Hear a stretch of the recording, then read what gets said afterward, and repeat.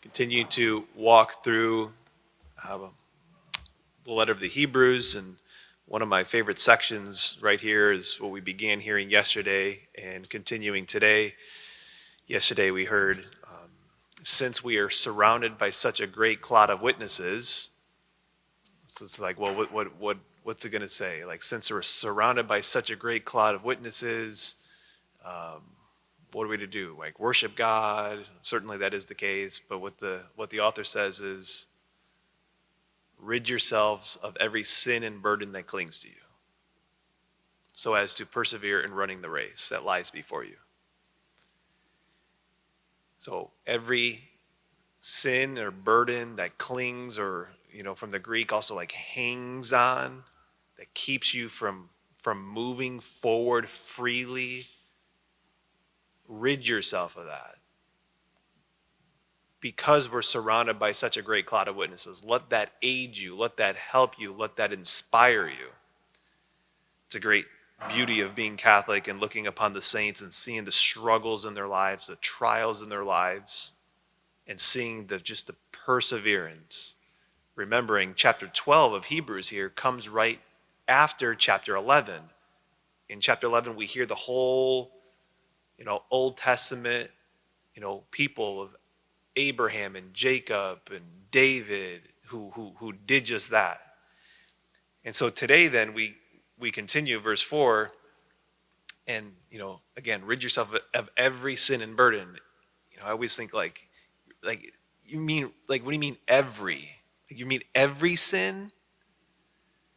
But then it's, well, what else is he going to say? Rid yourself of some of the sin in your life? 90%? No, of course it's got to be, that's the thing to strive for. And is there struggle there? There's struggle there. So then verse 4, in your struggle against doing just that, in your struggle against sin, you have not yet resisted to the point of shedding blood. So it's like, man, this is getting more like kind of intense, right? Challenging. What's that referring to? Jesus, who was fully human, who knew all things except for sin, meaning what did he endure? Temptation to the point of agony in the garden, sweating blood. So that's what this is referring to. You have not yet resisted to the point of shedding blood. So in other words, whatever excuse, whatever rationalization we make, whatever that is, here's the author of the Hebrews just saying, you haven't yet resisted to the point of shedding blood. And then he continues to go here, right? With that struggle, with the striving, coupled with what? Discipline from the Lord. As any child, as we know, like grown up, like discipline, receiving discipline from the father, from the mother, it's not experienced as joy, but pain. Later, what does it bring? A well-disciplined child. Later, it brings what?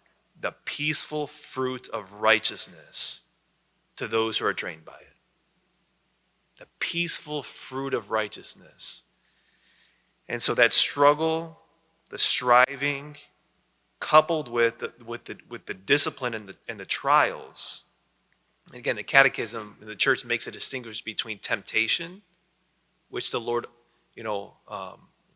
which is the evil one, right? That's not from God. The distinction between temptation and trials. Trials are from the Lord. Why? For our discipline. For exactly what the author of the Hebrews is talking about here.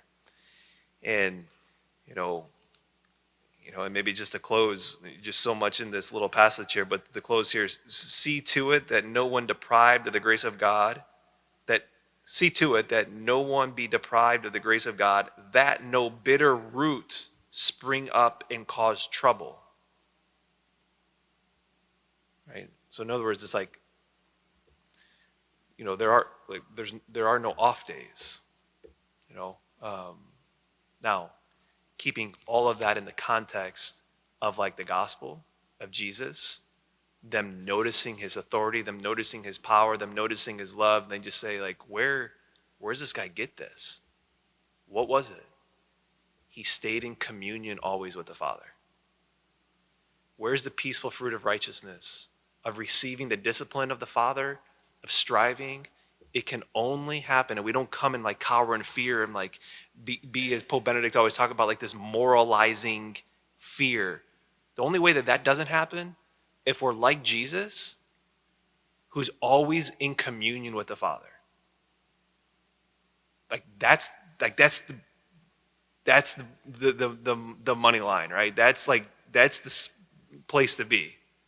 It's because of communion with the Father, I'm able to receive the discipline. I'm able to receive the trials, not as pain, or no, what does it say? But cause not for joy, for pain, but later brings the peaceful fruit of righteousness. So it's a beautiful little section here. You may want to reread yesterday's readings in couples with today, see what comes up, and always it points to Jesus. It always points to him and how he operates, and at the end of the day, of his communion with the Father. And what does that hopefully tend to do for us as we turn to the Eucharist today, as we turn to our day?